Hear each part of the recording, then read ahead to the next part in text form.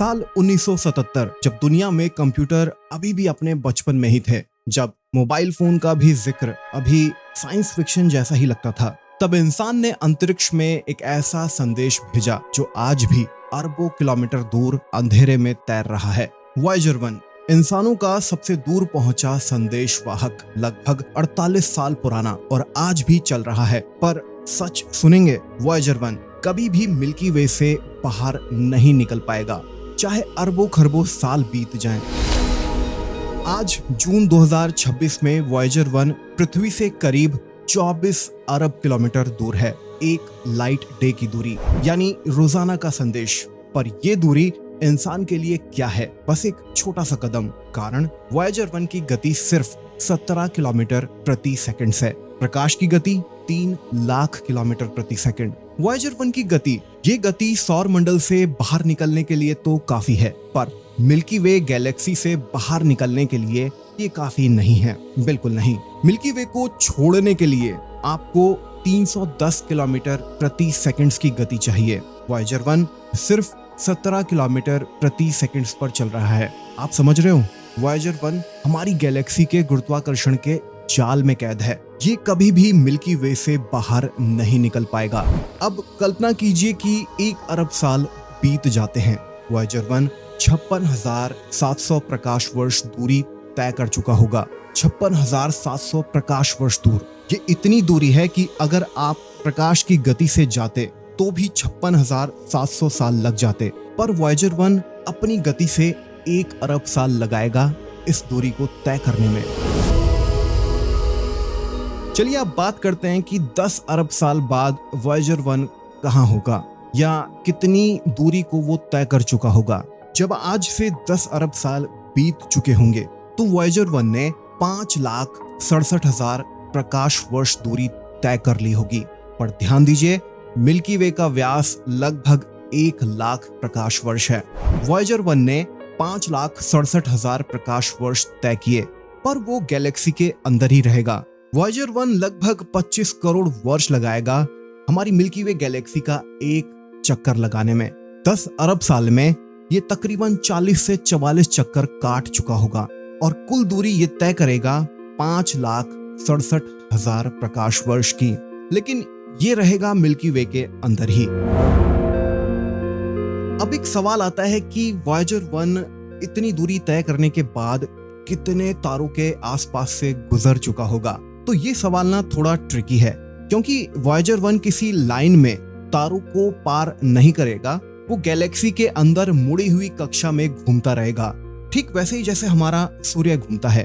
फिर भी एक रफ एस्टिमेट के तौर पर अगर इसकी यात्रा 5,67,000 प्रकाश वर्ष जैसी लंबी माने तो ये हजारों से लाखों तारों के आसपास से होकर गुजर सकता है। लेकिन सीधे किसी तारे से टकराने की संभावना बहुत कम रहेगी। पर कहानी यहीं पर खत्म नहीं होती है। 4 अरब साल बाद कुछ ऐसा होने वाला है जो ब्रह्मांड को हमेशा के लिए बदल देगा। मिल्की वे और एंड्रोमेडा, 2 विशाल स्पाइरल गैलेक्सियां 25 लाख प्रकाश वर्ष की दूरी से एक दूसरे की ओर बढ़ रही हैं। 4 अरब साल में ये दोनों सीधे टकराएंगी, हेड ऑन कोलिजन, जैसा कि नासा के हबल स्पेस टेलीस्कोप ने साबित किया है।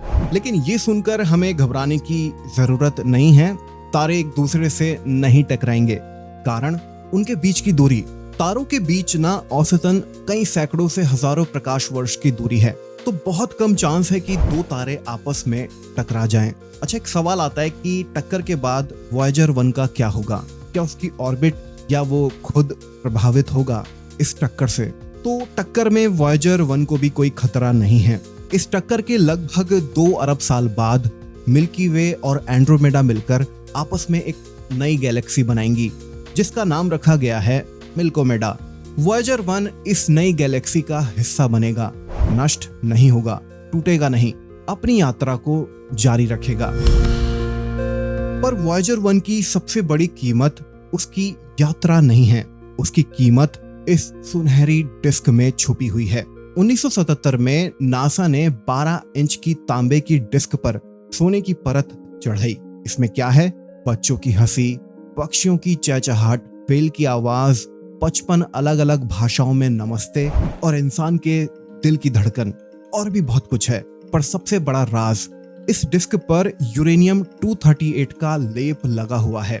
अगर कभी कोई उन्नत सभ्यता इस डिस्क को ढूंढ लेती है या वॉयेजर 1 को ढूंढ लेती है, तो वो यूरेनियम के क्षय यानी डिके को मापकर पता लगा सकती है कि ये डिस्क कितने अरब साल पुरानी है।